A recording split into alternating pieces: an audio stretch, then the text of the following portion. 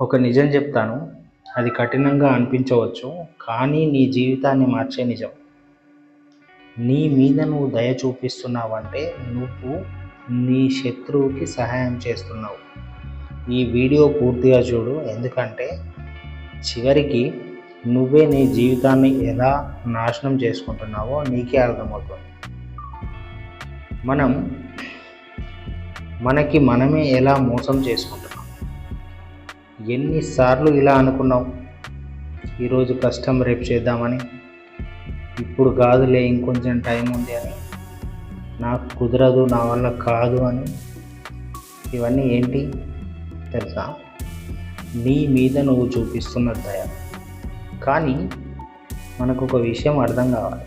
ప్రపంచం నీ మీద దయ చూపిస్తుందా? సమయం నీ కోసం వెయిట్ చేస్తుందా? పోటీ నీ కోసం నెమ్మదిగా నడుస్తుందా? Course it's impossible. లేదు కదా. నువ్వు విశ్రాంతి తీసుకుంటే ఎవరో ఒకరు నీ కలల కోసం పనిచేస్తున్నారు. సో నువ్వు ఆటోమేటిక్గా వెనకబడిపోతున్నావు అని. సో దయ వర్సెస్ క్రమశిక్షణ. దయ అంటే చెడ్డది కాదు, అది తప్పు సమయంలో దయ ప్రాణాంతకం. నిద్రపోవాలనిపిస్తుంది కానీ చదవాలి, వదిలేయాలనిపిస్తుంది కానీ నిలబడాలి. ఇక్కడే తేడా ఉంది.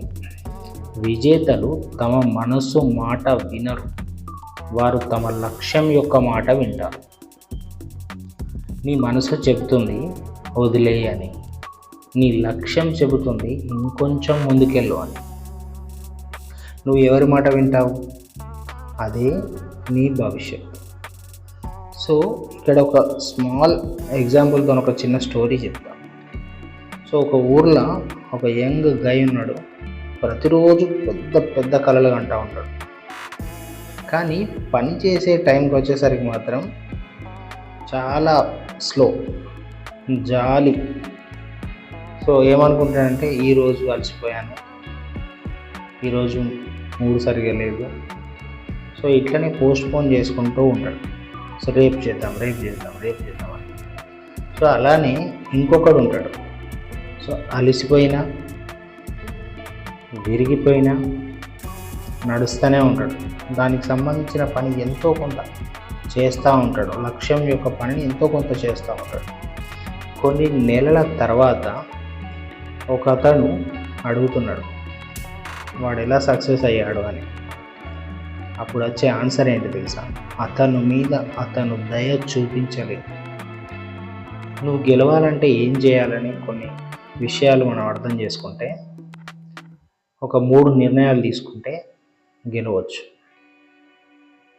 నీ మనసుతో ఒప్పందం రద్దు చేయి. మనసు నీ స్నేహితుడు కాదు, అది చెప్పినట్టు నువ్వు వినాల్సిన అవసరం లేదు. అది సౌకర్యాన్ని కోరుకుంటుంది, ఎల్లప్పుడూ సౌకర్యమే కోరుకుంటుంది. కష్టాన్ని కొని తెచ్చుకోవాలని అనుకోదు. బాధను శిక్షలా కాదు, ధరలా చూడు. విజయం ఉచితం కాదు, బాధ ఈక్వల్ టు దాని ధర.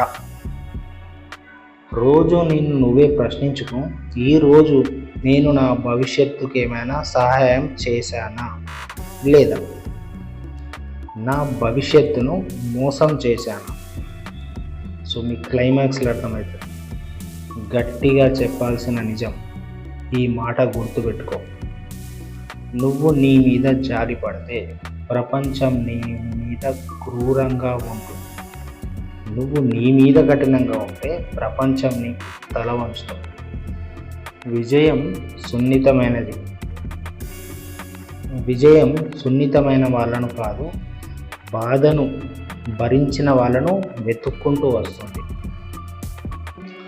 ఈ వీడియో నిన్ను కొంచెం బాధ పెట్టుంటే అది మంచికే. ఎందుకంటే మార్పు ఎప్పుడు అసౌకర్యంతోనే మొదలవుతుంది.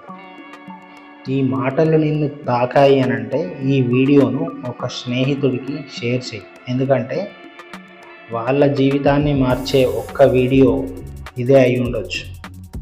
గెలవాలి అంటే నీ మీద నీకు జాలి కాదు, నీ మీద నీకు నియంత్రణ ఉండాలి. Subscribe for more videos. Thank you.